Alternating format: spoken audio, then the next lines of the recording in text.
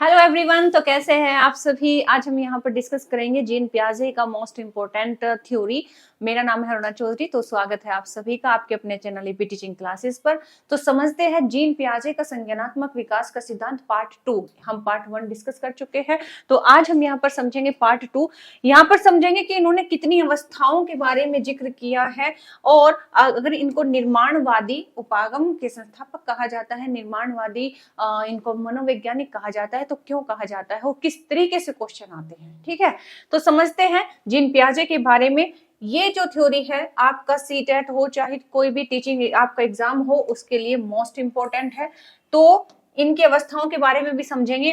Gene पियाजे के सिद्धांतों को कई नामों से जाना जाता है। सबसे पहले तो आपको ये क्लियर होना चाहिए कि इन्होंने जो इनकी थ्योरी है, अभी तक जितने एग्जाम हुए हैं उनमें किस तरीके से किस किस नाम को प्रयोग करके क्वेश्चन पूछे जा चुके हैं। तो बात करें इनकी, जैसे कि अगर हम जो इंग्लिश में बात करें तो सीधे कॉग्निटिव डेवलपमेंट नाम हम इनका बोलते हैं, इनके सिद्धांत का। लेकिन अगर हिंदी में बात करें तो इसको बोलते हैं संज्ञानात्मक विकास का सिद्धांत। ठीक है, फिर ये इस तरीके से क्वेश्चन ना आकर फिर कई बार इस तरीके से क्वेश्चन आ जाता है कि विकास की अवस्थाओं का सिद्धांत किसने दिया है। तो विकास की अवस्थाओं का सिद्धांत की अगर बात आए, क्योंकि विकास की 4 अवस्थाएं जो दी गई हैं किसके द्वारा दी गई है, जीन पियाजे के द्वारा दी गई है। तो विकास की अवस्थाओं का सिद्धांत भी जीन पियाजे हो गया। ज्ञानात्मक, यहां पर क्या है, संज्ञानात्मक है। हम इसको ज्ञानात्मक कहे या फिर संज्ञानात्मक कहे, बात एक ही है।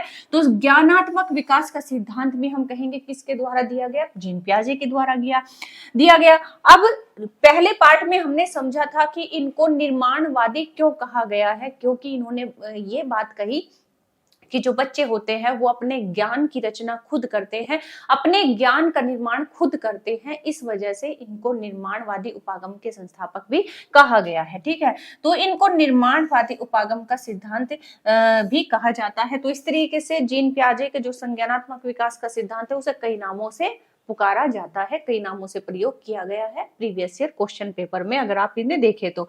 चलिए अब बात करते हैं इनके बारे में, थोड़ा सा जान लेते हैं जीवन परिचय। क्यों, क्योंकि आपकी इससे थोड़ी सी अंडरस्टैंडिंग बनेगी। एक जो आप पढ़ने जा रहे हो, इनका सिद्धांत पढ़ने जा रहे हो, तो कम से कम एक बेसिक अगर आपको नॉलेज हो, बेसिक बैकग्राउंड पता हो, तो थोड़ा सा मतलब कनेक्ट करने में जो है इजी होता है।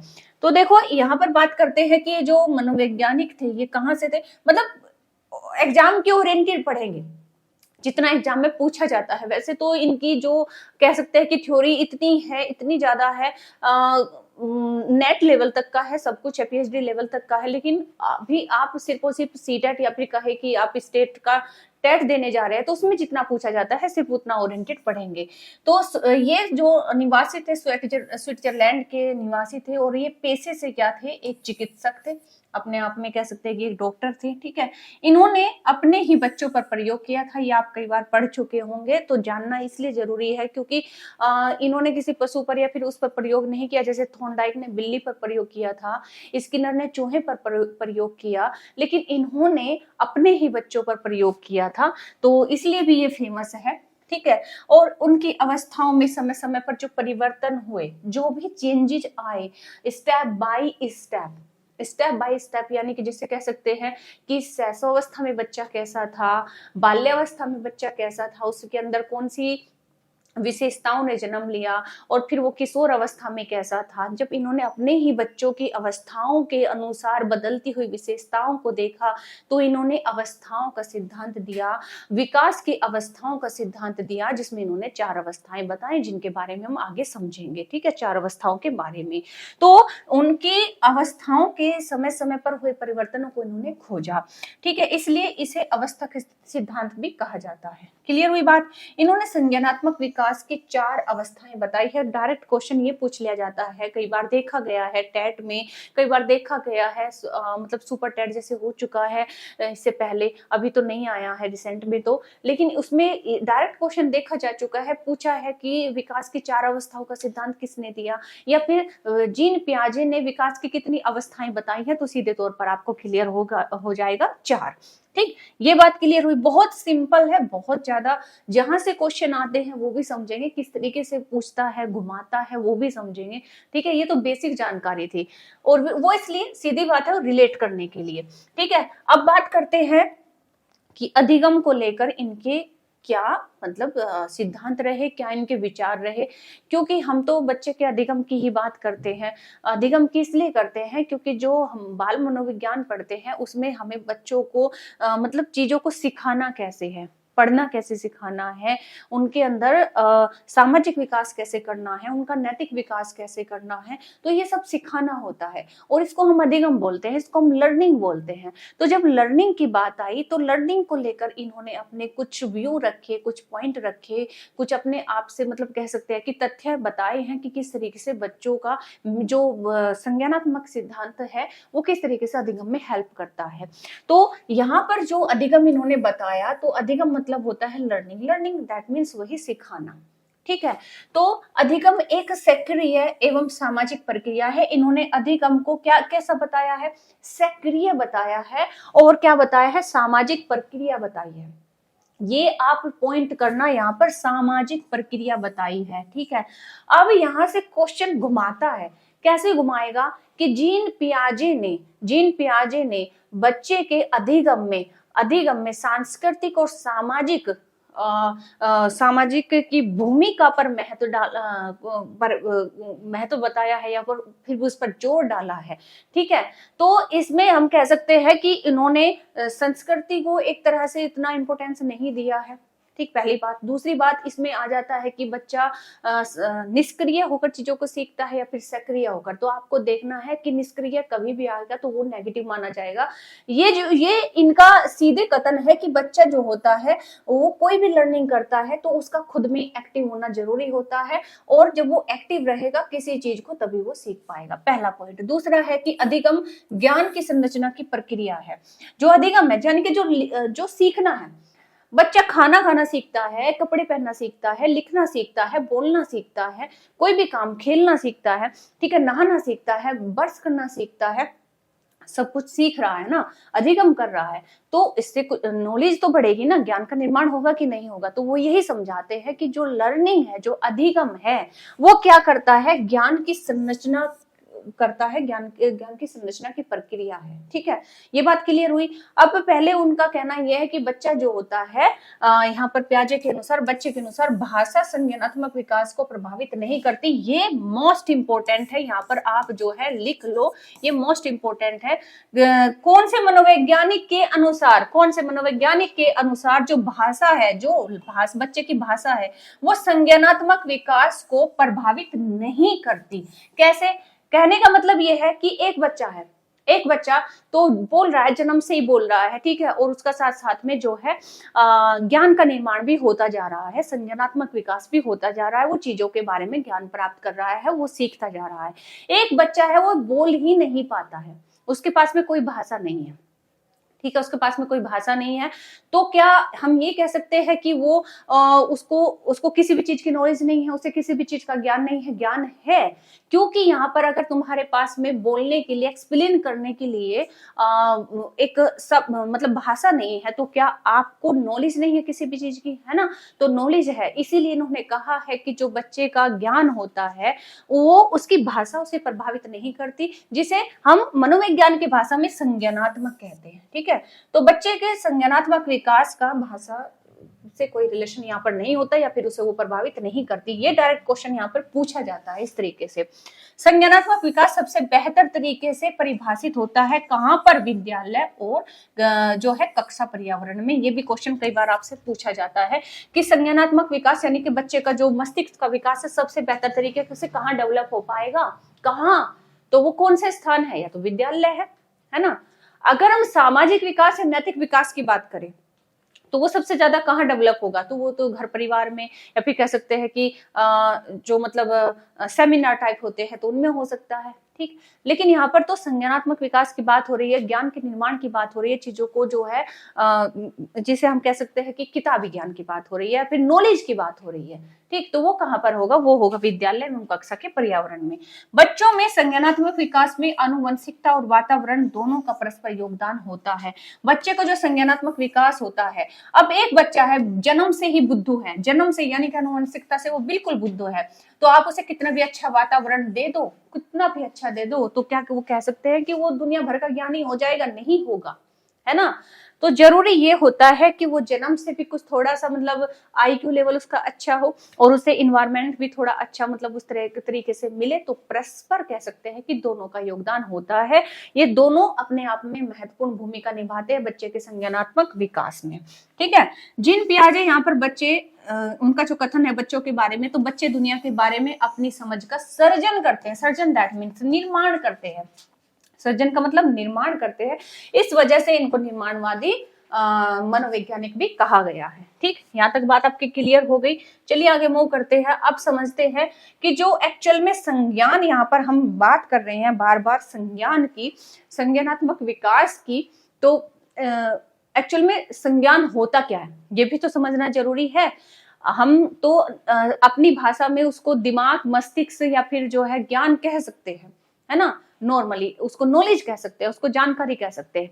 लेकिन उसको मनोविज्ञान की भाषा में जब पूछा जाता है, क्वेश्चन इस तरीके से पूछा जाता है कि संज्ञान के अनिवार्य तत्व कौन कौन से है, तो संज्ञान के अनिवार्य तत्व की अगर बात करें तो देखो, एक बच्चा है तो उसे क्या है, अगर कॉग्निशन की बात कर रहे हैं हम, संज्ञान की बात कर रहे हैं, तो संज्ञान में सेंसेशन भी आता है, संवेदना भी आती है। संवेदना मतलब एक तरह से हम कह सकते हैं ना कि बच्चे को कुछ काट रहा है, छू रहा है, धूप लग रही है, गर्मी लग रही है, तो उसको पता होना चाहिए ना, है ना। ऐसा नहीं है कि वो बिल्कुल मतलब कोई होता है उसके ऊपर कोई फर्क ही नहीं पड़ता है, तो क्या हम कह सकते हैं कि उसको संज्ञान है, उसके संज्ञान में है कि मुझे धूप लग रही है, गर्मी लग रही है? नहीं, ठीक है। उसको प्रत्यक्ष यानी कि कोई चीज उसके सामने है, वो उसे समझ भी पा रहा है कि नहीं पा रहा है, उसे मतलब यहाँ पर कोई दुख की घटना हो रही है, यहाँ पर कोई खुशी की घटना हो रही है, क्या वो परसेप्चुअलाइजेशन कर पा रहा है कि नहीं कर पा रहा है? ठीक है, तो ये भी जरूरी है। तो ये अपने आप का एक अनिवार्य तत्व है। हम किसी बच्चे में कहेंगे कि संज्ञानात्मक विकास के जो अनिवार्य तत्व है, जो संज्ञान के अनिवार्य तत्व है, उसमें संवेदना होनी चाहिए, उसमें प्रत्यक्षण करने की क्षमता होनी चाहिए, उसमें प्रतिमा कल्पना करने की क्षमता होनी चाहिए, इमेज समझ पाए, है ना, इमेज समझ पाए, इमेज को ध्यान में रख पाए, धारणा, कॉन्सेप्शन वो धारण कर पाए, वो चीजों को एक्सेप्ट कर पाए, धारण कर पाए। ठीक है, समस्या समाधान, प्रॉब्लम सॉल्विंग करने की उसमें क्षमता हो, और चिंतन करने की, किसी भी समस्या पर, किसी भी चीज पर, किसी भी डाउट पर, किसी भी क्वेश्चन पर उसको चिंतन करने की क्षमता हो, तो कह सकते हैं ना कि ये मतलब वो एक तरह से संज्ञानी है। ठीक है, तर्कना रीजनिंग, यानी कि उसमें कह सकते हैं कि एक मतलब कई तरीकों से, मल्टीपल तरीके से सोचने की उसमें क्षमता होनी चाहिए। तो ये इतनी सारी क्वालिटीज या फिर कह सकते हैं कि इतने सारे अनिवार्य तत्व होने चाहिए, और जिसके सम्मिलित रूप को, इसके सम्मिलित रूप को ही हम कहेंगे, क्या कहेंगे? संज्ञान कहेंगे। क्या कहेंगे? संज्ञान कहेंगे। ये सम्मिलित रूप से क्या है? संज्ञान है। ठीक, बात क्लियर हुई आपको? समझ गए कि संज्ञान क्या है अपने आप में?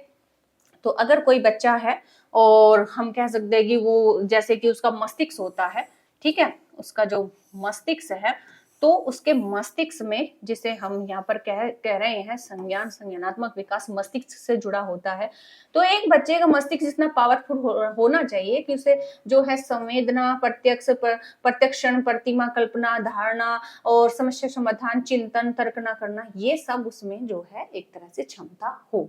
ठीक, तब हम कहेंगे कि उसके पास में जो है उसका संज्ञानात्मक विकास बहुत अच्छे से हुआ है। ठीक, ये तो आप समझ गए। क्वेश्चन इसी तरीके से पूछा जाता है कि निम्नलिखित में से संज्ञान का तत्व नहीं है। ठीक है, उसमें 4-5 आपको जो है ऑप्शन में दे देगा, फिर आपसे पूछेगा। तो आपने देख लिया है इतने सारे तत्व अनिवार्य होते हैं। अब अवस्थाओं की बात करते हैं। हमने देखा ना कि पियाजे ने 4 प्रकार की अवस्थाएं बताई है, तो वो कौन कौन सी बताई है? यहाँ से हर बार क्वेश्चन आता है, हर बार क्वेश्चन फंसेगा। पियाजे की थ्योरी से क्वेश्चन ना ही आए ऐसा हो ही नहीं सकता। ठीक, तो जब बाहरी बात करेंगे कि इसकी जो व्यवस्था है, जब बाहरी वातावरण के प्रभाव एवं प्रतिक्रिया से हमारे संज्ञान या दिमाग का विकास प्रारंभ हो जाता है, तो इसे संज्ञानात्मक विकास कहते हैं। ये बात हुई। अब बात करेंगे 4 अवस्थाओं के बारे में। 4 अवस्थाएं यहाँ पर क्या है, सीक्वेंस से आपको दी गई है। पहली जो अवस्था होती है, ध्यान रखना, जो पहली अवस्था है वो होती है बच्चे की संवेदी प्रेरक अवस्था या फिर sensory motor stage. Sensory motor stage, sensory motor stage बच्चा आपने देखा होगा, कोई कोई बच्चा बिल्कुल, जैसे कि यहाँ पर जो पीरियड दिया गया है वो कितना है, जन्म से 2 वर्ष है। जन्म से 2 वर्ष का बच्चा कितना होगा, है ना, तो उसे क्या वो अपना काम खुद से कर लेगा, नहीं कर पाएगा। क्या वो बोल पाएगा, नहीं बोल पाएगा। क्या वो सोचने समझने की क्षमता रखता है, नहीं रख पाएगा। क्या वो तुमसे जो है अपनी सॉरी परेशानी बता पाएगा, नहीं बता पाएगा।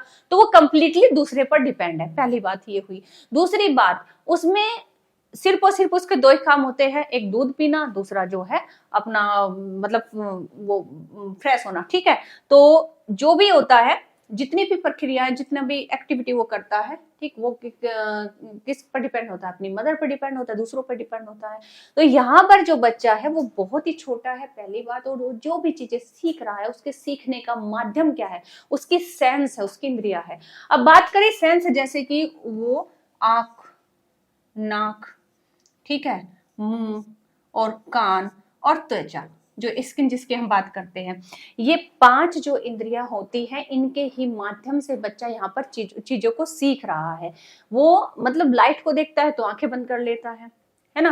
नाक से सूंघ कर ही तो अपनी मम्मी का पता करता है कि मेरी मम्मा है कौन सी। अगर वो दूसरे के गोद में चला जाता है तो तुरंत रोने लगता है, कैसे उसको पता चलता है, तो या तो वो छू कर पता करता है, या फिर जो है वो जो है सूंघने से, जो उसकी मम्मा की स्मेल है उससे पता करता है। और मुंह से वो सक करता है, दूध पीता है। और कान से वो साउंड, मतलब जो भी है, अगर चोर की आप बगल में आवाज करोगे तो तुरंत डर जाएगा। प्यार से उसे खिलाने की मतलब कोशिश करते हो तो वो हंसने लगता है, ठीक है। तो ये जो इंद्रियां हैं, अभी जो उसका जो मस्तिष्क का विकास हो रहा है, तो क्या तर्क करने से हो रहा है, क्या भाषा आपने उसको सिखा दी है कि कौन सी चीजें क्या दुनिया में समाज में होती है, क्या वो सिखा दी, नहीं, है ना। अभी वो कुछ नहीं जानता है, कुछ नहीं जानता है, लेकिन फिर भी सीख रहा है। फिर भी वो सीख रहा है, उसका अधिगम हो रहा है। कौन सा अधिगम, मस्तिष्क का संज्ञानात्मक अधिगम, जो जिसे हम बोल रहे हैं। तो वो कौन सा उसका जो है जरिया है, किस माध्यम से सीख रहा है, अपनी इंद्रियों के माध्यम से, ठीक है। अब बच्चा थोड़ा बड़ा हो जाता है। अब बच्चा 2 साल के बाद जब बड़ा होता है, 7 साल तक जब वो जाता है, तो दूसरी अवस्था बिल्कुल इसके बाद क्वेश्चन पूछा जाता है, कौन सी आती है, तो पूर्व संक्रियात्मक। पूर्व, यहाँ पर पूर्व लगा है, तो संक्रियात्मक, संक्रिया का मतलब होता है एक तरह से बच्चा जो है जब तर्क करना शुरू कर देता है। कौन सा, लॉजिकल, ठीक है। लेकिन यहाँ पर अभी संक्रिया नहीं है, संक्रिया से पूर्व की अवस्था है। तो पूर्व की अवस्था है तो क्या वो तर्क करना शुरू कर देगा, नहीं। उसके पास में तर्कात्मक शक्ति होती है, लेकिन कौन सी, प्रतीकात्मक। प्रतीकात्मक, प्रतीकात्मक का मतलब क्या होता है कि वो चीजों को जैसे देख रहा है वैसे उसके बारे में विचार कर रहा है। उसको आप चप्पलें पहनाना सिखाते हैं ना, है ना, तो उसको क्या है कि जैसे जैसे वो देखता है किस तरीके से चप्पलें पहनी जाती है तो वो पहनना शुरू कर देता है। लेकिन कई बार उसको, उसके पास में ये तर्क नहीं है, ये लॉजिक नहीं है कि इसको पहना कैसे जाएगा, सीधा की उल्टा। अक्सर आपने देखा होगा बच्चे स्टार्टिंग में चप्पलें उल्टी ही पहनते हैं, ठीक है। तो प्रतीकात्मक रूप से सीखता है, पहली बात। दूसरी बात, उसका जो संज्ञानात्मक विकास हो रहा है वो अभी क्या है, अभी उसके पास में जो कह सकते हैं कि वो मूर्त चीजों को देखकर सीख रहा है, ठीक है। बस इतना है, ठीक। तो यहाँ पर जो है बिल्कुल उसके अंदर एक और क्षमता आती है, जिसके बारे में, विशेषताओं के बारे में हालांकि अलग जो है उसमें डिस्कस करेंगे हम। क्षमता आती है, कौन सी क्षमता, कि उसमें जीववाद का मतलब एक गुण आ जाता है कि उसके पास में जितनी भी मतलब चीजें, हर किसी को जीवित ही समझता है। गुड्डे गुड़िया को भी जीवित समझता है, और डॉक्टर खेलता है उसके साथ में, ठीक है। हर एक चीज को जो है जीवित समझता है। तो तीसरी अवस्था इसके ठीक बाद आती है स्थूल या फिर मूर्त संक्रियात्मक अवस्था, जिसे हम बोलते हैं कॉन्क्रीट ऑपरेशनल स्टेज, जिसका पीरियड है 7 से 11 वर्ष। अब बच्चा 7 से 11 वर्ष में है, जस्ट इसके बाद जो अवस्था है, ठीक है, जिसे हम कहेंगे स्थूल मूर्त संक्रियात्मक अवस्था। चीजें बिल्कुल सटीक है, सामने है, तो वो थिंकिंग कर पा रहा है और थोड़ी सी लॉजिकल थिंकिंग करता है, ठीक है। बात आती है नेक्स्ट और लास्ट जिसमें बच्चे में तर्क की जो क्षमता होती है वो बिल्कुल हाई लेवल की आ जाती है, यानी कि जो उसका संज्ञानात्मक विकास है सबसे ज्यादा हाई लेवल का कहाँ होता है, फोर्थ स्टेज में, जिसे हम कहते हैं औपचारिक या फिर अमूर्त संक्रियात्मक अवस्था। इंग्लिश में डायरेक्ट याद करने के लिए बहुत सिंपल है, formal operational stage. Formal operational stage, अब वो बच्चा औपचारिक हो चुका है। फॉर्मल का मतलब ही औपचारिक होता है, तो औपचारिक हो चुका है। औपचारिक संक्रियात्मक अवस्था जिसका जो पीरियड होता है, कहीं कहीं कहीं कहीं पर आपको 11 से 15 वर्ष मिलता है, तो कहीं पर आपको 11 से ऊपर की अवस्था के बारे में यहाँ पर बता दिया जाता है। ठीक है, तो इसके आगे की जो अवस्था होती है 11 वर्ष के बाद में, इसको हम कहते हैं कौन सी, औपचारिक संक्रियात्मक अवस्था या फिर अमूर्त संक्रियात्मक अवस्था। अमूर्त का मतलब होता है बच्चे जो है उनके सामने जो घटना हो रही है उस बारे में तो वो जानते ही है, तर्क करते ही है, लेकिन उसके आगे का परिणाम क्या होगा उसके बारे में भी वो सोच पाते हैं। ठीक है, यहाँ इस स्टेज में वो नहीं सोच पाते आगे का, जो उनके सामने घटित हो रहा है बस उसी बारे में जो है सोच पाते हैं। इतना आपको क्लियर हुआ। अब बात करते हैं संवेदी अवस्था की, तो जिसमें हम एक बार सीक्वेंस से समझते हैं। तो इस अवस्था की जो विशेषता होती है यह 0 से 2 वर्ष यानी कि जन्म से 2 वर्ष का होता है। इसमें बच्चा अपने कान, आंख, नाक से निरीक्षण करके सीखता है। वह अपने संवेदी प्रेरक उपकरणों से सीख रहा है। और इस अवस्था में जो स्थायित्व यानी कि ऑब्जेक्ट परमानेंस है सबसे ज्यादा मोस्ट इंपॉर्टेंट यहाँ पर जो विशेषता होती है, यहाँ से क्वेश्चन आता है कि वो स्थायित्व, वस्तु स्थायित्व, क्या वस्तु स्थायित्व, यानी कि ये क्या गुण है, ये जो गुण होता है ये अपने आप में वह गुण होता है कि आपने देखा होगा छोटे बच्चे जो होते हैं ना, उनके जो खिलौना है, बॉल है, दुपट्टा है, जो भी है, आपने एकदम से उसके सामने से उठा के छुपा लिया है ना, तो वो तुरंत जो है एकदम बड़े प्यार से घूमता घूमता आपकी पीठ के पीछे जाता है और जो है उसको निकाल के ले आता है। तो ये क्या है, उसे पता है कि आप वो जो वस्तु है ना जो आप छिपाने की कोशिश कर रहे हो वो कहीं नहीं गई है, वो आपने जो है पीछे छिपा ली है, उसका स्थायित्व है। तो वस्तु स्थायित्व का गुण जो है बच्चे में 2 वर्ष की अवस्था में आ जाता है।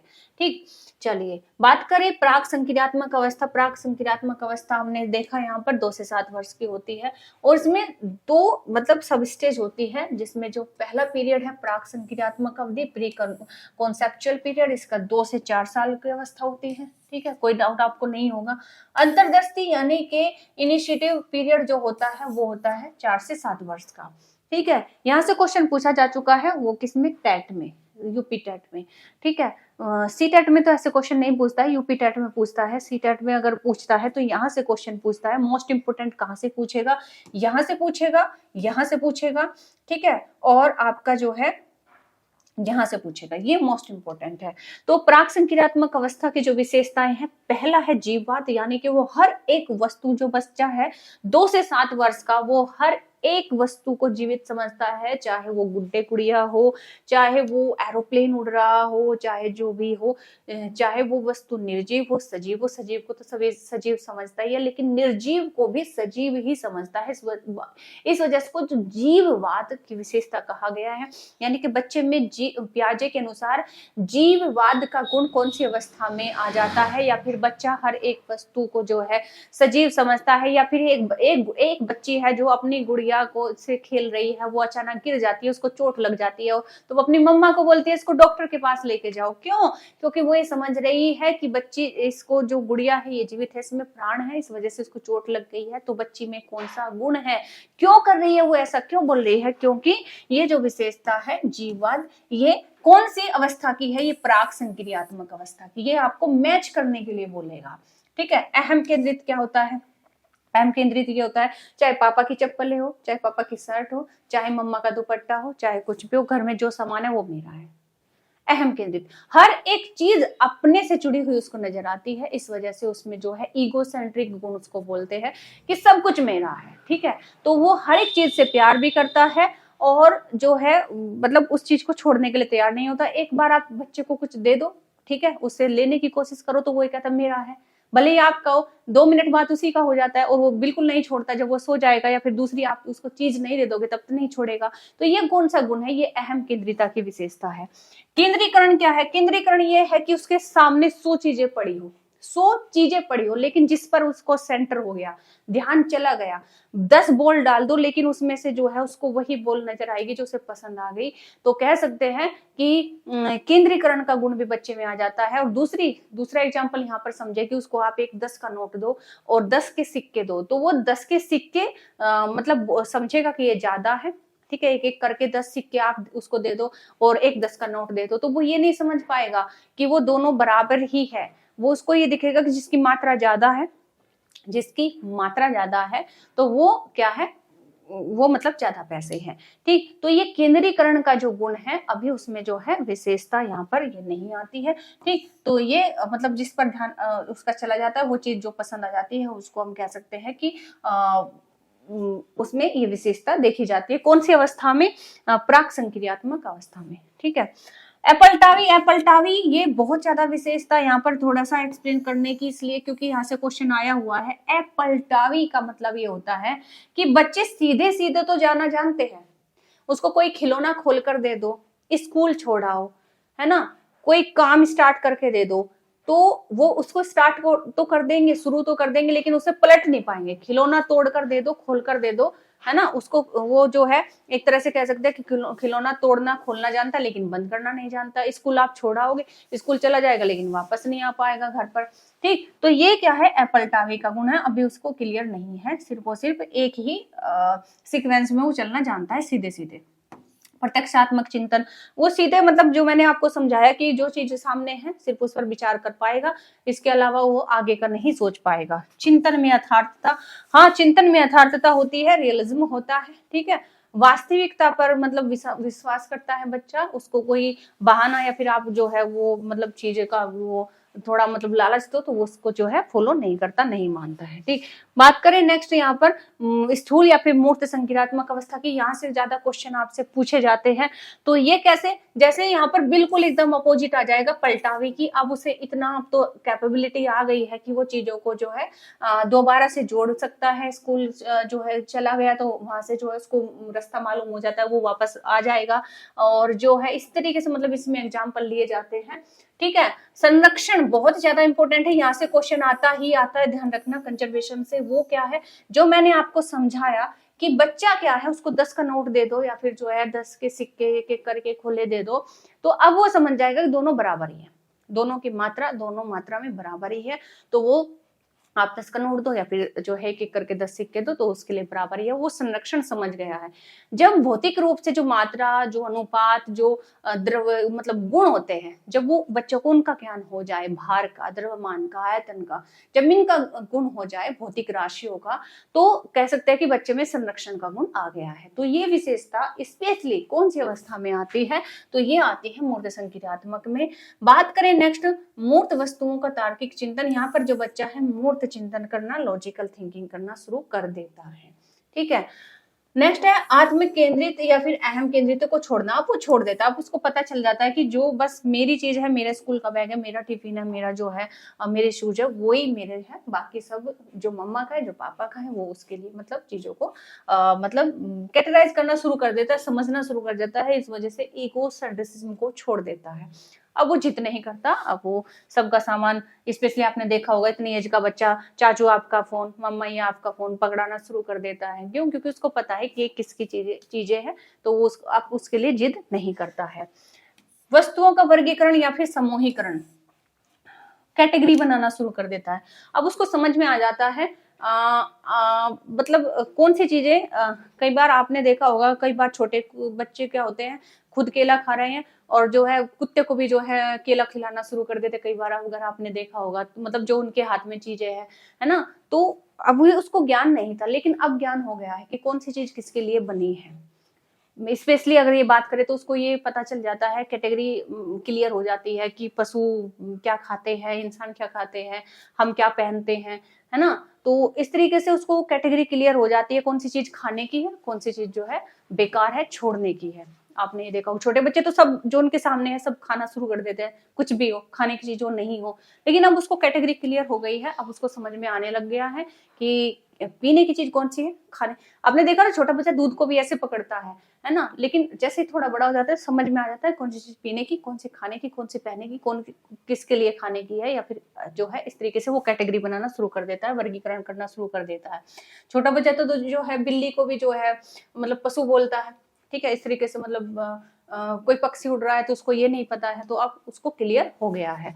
अब विकेंद्रीकरण क्या है, विकेंद्रीकरण वही है डिसेंटरिंग, यानी कि अब मतलब जो उसका ध्यान जो है एक वस्तु पर नहीं टिकता है, अब वो बाकी पक्षों पर भी जो है विचार करता है, बाकी उसकी विशेषताओं पर भी विचार करता है। एक वस्तु में जितनी विशेषताएं होती है उन पर भी जो है वो विचार करता है, ठीक है।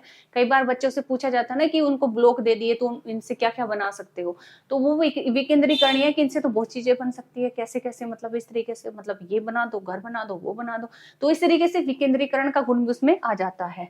यानी वस्तु की एक विशेषता के अलावा अन्य विशेषताओं पर भी जो विचार करने लगता है तो उसको विकेंद्रीकरण बोलते हैं। आगमनात्मक तर्कणा, ये क्वेश्चन पूछा जा चुका है, इंपॉर्टेंट है कि बच्चे में इंडक्टिव रीजनिंग कौन सी अवस्था में जो है विकसित हो जाती है, ये जो गुण है कौन सी अवस्था का है, तो ये अपने आप में मूर्त संज्ञानात्मक अवस्था है, कॉन्क्रीट अवस्था का है। तो बच्चे में आगमनात्मक चिंतन जो आता है, ये क्या होता है, वही बात है कि आगमनात्मक चिंतन में जो बच्चा उसके सामने कोई प्रॉब्लम है तो वो सिर्फ एक पक्ष पर नहीं, अन्य पक्षों बहुत सारे जो है उसके विकल्पों पर सोचना शुरू कर देता है, ठीक, ये बात हुई। अन्य विशेषताएं यहाँ पर समझेंगे, बहुत ज्यादा इंपॉर्टेंट है। वस्तुओं के ऊपर तार्किक रूप से सोचना, ठीक है, ये कट गया, थोड़ा सा इधर करते हैं, ठीक है। वस्तुओं के ऊपर तार्किक रूप से सोचना, वस्तु में विभेद करना, ठीक है। ये क्वेश्चन यहाँ पर इसलिए रखा गया क्योंकि इससे क्वेश्चन पूछा जा चुका है कि बच्चा कौन सी अवस्थाओं में वस्तु में विभेद करना शुरू कर देता है, जिसे हमने यहाँ पर विकेंद्रीकरण के नाम से पढ़ा है। भाषा का पूर्णतः विकास हो जाता है, बच्चे कंप्लीटली अच्छे से बोलना शुरू कर देते हैं, ये पूछा जा चुका है, इंपॉर्टेंट है, ध्यान रखना।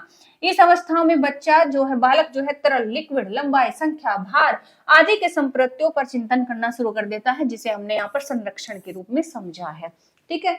बात क्लियर हो गई, ये क्वेश्चन आया हुआ है इसलिए मैंने यहाँ पर ऐड कर दिया है अन्य विशेषताओं के साथ में, ठीक। आगे मूव करते हैं, लास्ट अवस्था के बारे में समझते हैं। इस अवस्था में बच्चा पूर्णतः तार्किक लॉजिकल थिंकिंग करना शुरू कर देता है, उसका जो कॉन्सेप्ट है बिल्कुल स्पष्ट होता है, वो बेतुकी बात नहीं करता है, ठीक है। औपचारिक अवस्था की विशेषता की बात करें तो इसमें उच्च स्तरीय संतुलन, उच्च स्तरीय कह सकते हैं कि थिंकिंग का विकास हो जाता है, हाई लेवल की थिंकिंग होती है, समझ का स्थानांतरण, ट्रांसफर ऑफ अंडरस्टैंडिंग करने लगता है। जब एक चीज सीख लेता है तो उसी लर्निंग से वो बहुत सी प्रॉब्लम सोल्व करता है, ठीक है ना।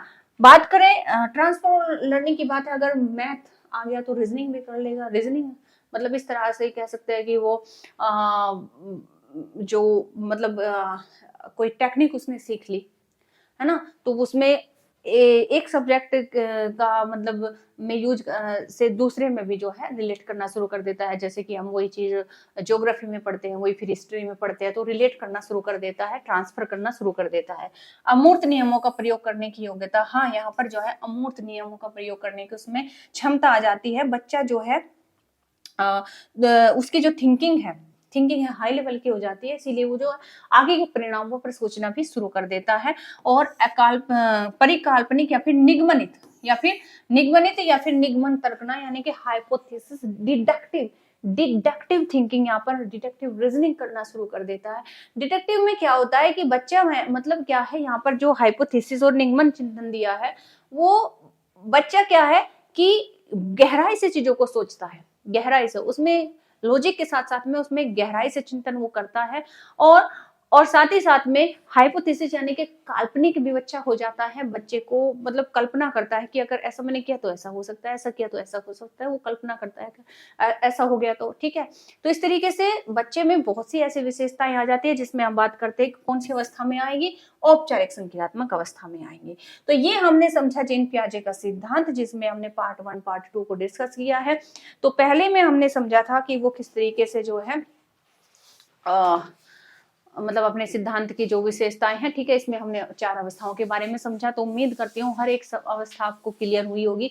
इसके नेक्स्ट वीडियो में हम क्वेश्चनों को डिस्कस करेंगे, तो उम्मीद करती हूँ कि आपको पूरा कॉन्सेप्ट क्लियर हुआ होगा। कोई भी डाउट रहा हो तो कमेंट बॉक्स में कमेंट करके जरूर बताएं। मिलते हैं नेक्स्ट वीडियो में, तब तक के लिए रखिए अपना ख्याल। Thanks for watching, take care, thank you, bye bye.